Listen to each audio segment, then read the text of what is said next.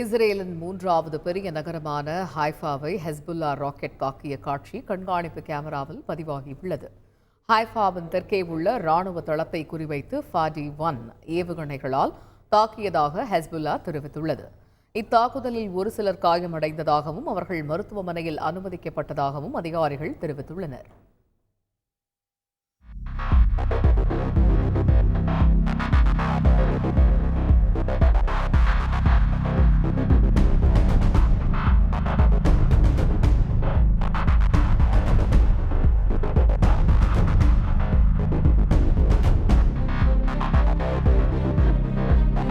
Israel Gaza போர் துவங்கி ஓராண்டு நிறைவடைந்த நிலையில் காசாவுக்கு ஆதரவாக செயல்பட்டு வரும் ஹெஸ்புல்லாவுக்கு எதிராக லெபனானில் இஸ்ரேல் படைகள் இரவு முழுவதும் தாக்குதல் நடத்தின.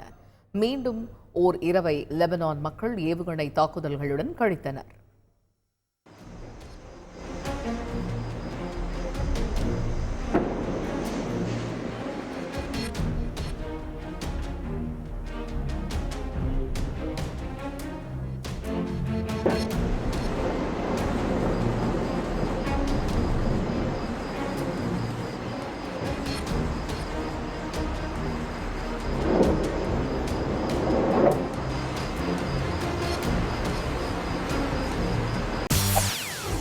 செய்திகளை உடனுக்குடன் தெரிந்து கொள்ள உடனே சப்ஸ்கிரைப் பண்ணுங்க.